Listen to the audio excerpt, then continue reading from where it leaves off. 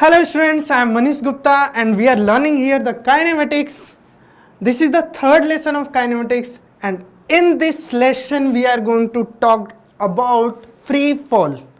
So students, if you are going to release something, it's coming downward and continuously you will see its velocity is increasing. So what happens, how gravity affects the motion of an object? So near the earth surface there is constant acceleration of gravity, that is 9.8 meter per second square, right?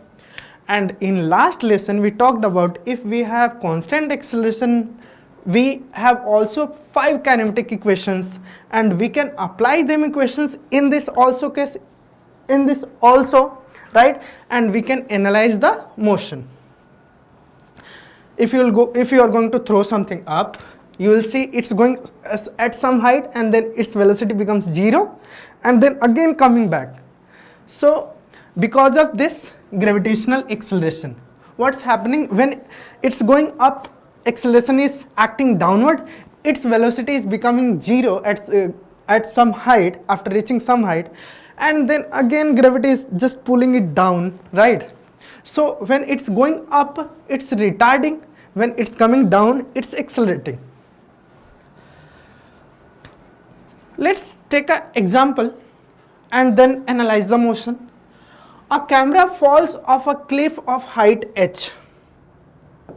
This is the cliff of height h and camera is falling from here.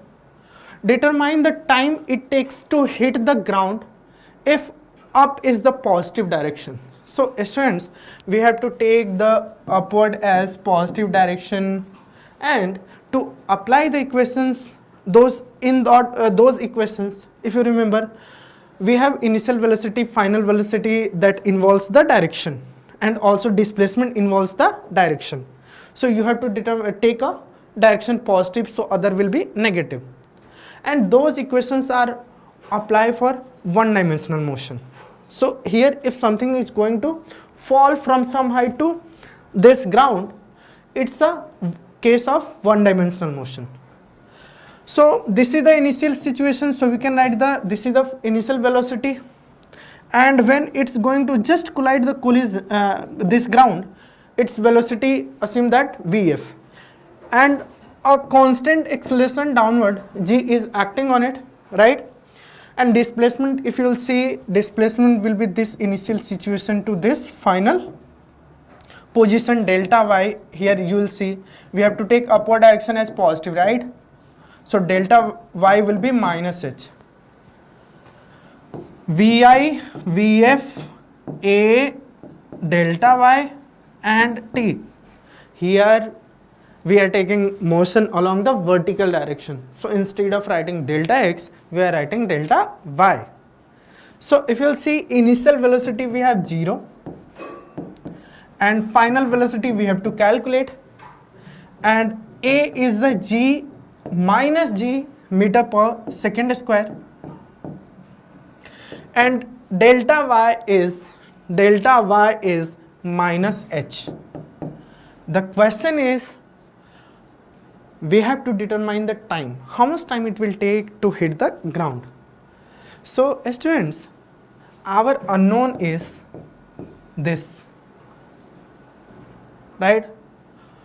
It haven't asked about final velocity, but we can also calculate, but here our unknown is time. So we have to apply no final velocity equation. No final velocity equation, that means delta x equals Vit plus half at square. Here we are going to write delta y equals, for vertical direction, delta y equals Vit plus half at square. So delta y is minus h, initial velocity is 0, and minus half gt square. Why minus here? Because acceleration is minus g. Let's simplify this. So we got here g equals under root 2h over g. So this much time will take to collide. If you want to calculate with what velocity or it will collide to the ground, we can apply another equation. Vf equals Vit plus half plus AT, right? Vf equals Vi. No. This is not a correct equation. Vf is Vi plus AT, right? So Vi is 0 and minus Gt. So Vf will be minus G, and this time is under root 2h over G. So final velocity will be minus 2gh. This minus sign is showing that when it's going to collide with the ground, its velocity will be downward. Students, let's take another example.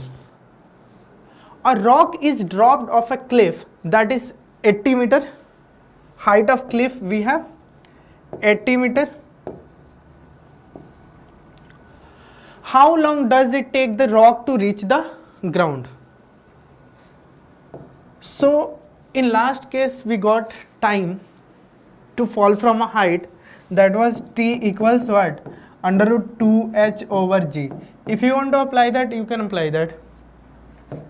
Under root 2 and h is 80, and instead of 9.8 we can take the g 10.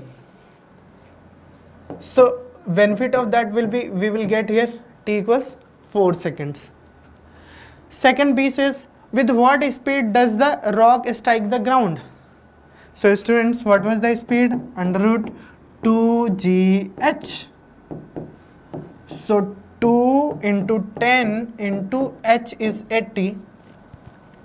So here it will be 1600, right? So 40 meter per second. So taking g as 10 meter per second square is helping in our calculation, right?